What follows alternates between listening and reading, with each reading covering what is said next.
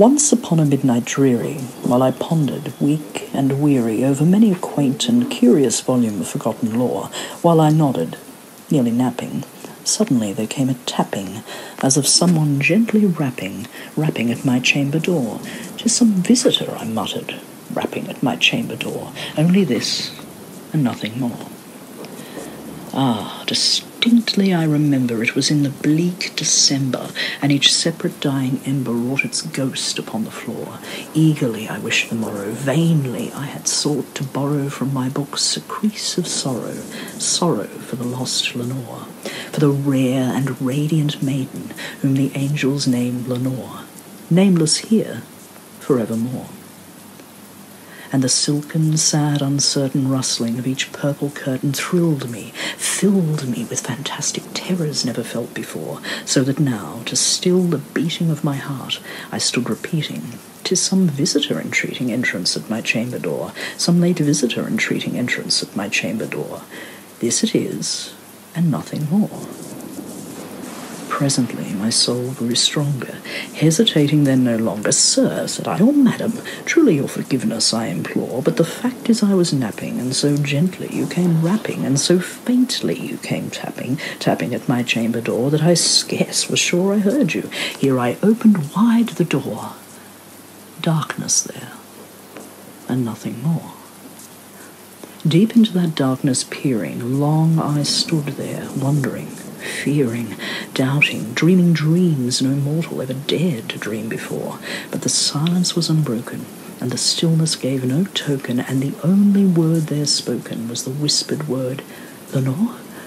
This I whispered, and an echo murmured back the word, "Lenore." Merely this, and nothing more.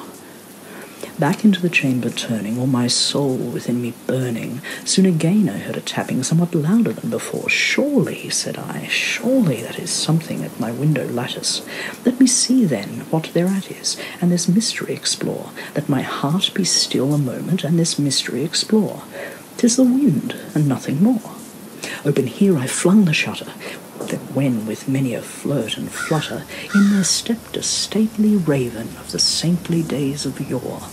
Not the least obeisance made he, not a minute stopped or stayed he, but with mine of lord or lady perched above my chamber door, perched upon a bust of Pallas just above my chamber door, perched and sat, and nothing more. Then this ebony bird beguiling my sad fancy into smiling, by the grave and stern decorum of the countenance it wore. "Though thy crest be shorn and shaven, thou," I said, "art sure no craven, ghostly, grim, and ancient raven wandering from the nightly shore. Tell me what thy lordly name is on the night's plutonium shore." Quoth the raven, "Nevermore." Much I marvelled this ungainly fowl to hear discourse so plainly, though its answer little meaning, little relevancy bore, for we cannot help agreeing that no living human being ever yet was blessed with seeing bird above his chamber door, bird or beast upon the sculptured bust above his chamber door, with such a name as Nevermore. But the raven, sitting lonely on the pallid bust, spoke only that one word, as if his soul in that one word he did outpour. Nothing farther then he uttered, not a feather then he fluttered, till I scarcely more than muttered, "Other friends have flown before, on the morrow he will leave me as my hopes have flown before." Then the bird said, "Nevermore." Startled at the stillness broken by reply so aptly spoken, "Doubtless," said I, "what it utters is its only stock and store, caught from some unhappy master, from unmerciful disaster, followed fast and followed faster, till his songs one burden bore, till the dirges of his hope that melancholy burden bore, of never, nevermore."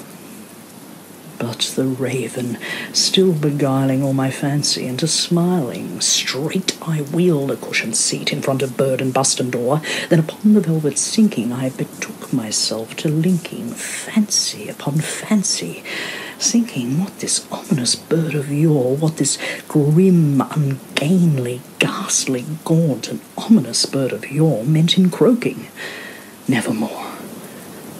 This I sat engaged in guessing, but no syllable expressing to the fowl whose fiery eyes now burned into my bosom's core. This and more I sat divining, with my head at ease reclining on the cushioned velvet lining that the lamplight gloated o'er, but whose velvet violet lining with the lamplight gloating o'er she shall press nevermore. Then methought the air grew denser, perfumed from an unseen censer swung by a seraphim whose footfalls tinkled on the tufted floor. "Wretch," I cried, "thy God hath lent thee, by these angels he hath sent thee respite, respite, and nepenthe from the memories of Lenore. Quaff, oh quaff, this kind nepenthe, and forget this lost Lenore." Quoth the raven, "Nevermore." "Prophet," said I, "thing of evil, prophet still, if bird or devil, whether tempest sent or whether tempest tossed here, and whore, desolate yet all undaunted, on this desert land enchanted, on this home by horror haunted, tell me truly, I implore, is there balm in Gilead? Tell me, I implore." Quoth the raven, "Nevermore." "Prophet," said I, "thing of evil, prophet still, if bird or devil, by that heaven that bends above us, by that God we both adore, tell this soul with sorrow laden, if within the distant Aidenn it shall clasp a sainted maiden whom the angels name Lenore, clasp a rare and radiant maiden whom the angels name Lenore." Quoth the raven, "Nevermore." "Be that word our sign of parting, bird or fiend," I shrieked, upstarting, "get thee back into the tempest of the night's plutonium shore. Leave no black plume as a token of the lie thy soul hath spoken. Leave my loneliness unbroken. Quit the bust above my door.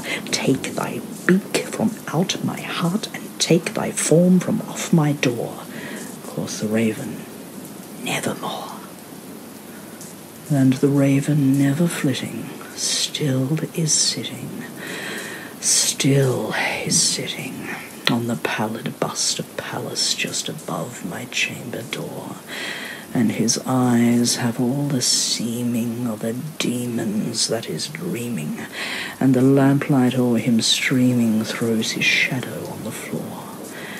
And my soul from out that shadow that lies floating on the floor shall be lifted nevermore.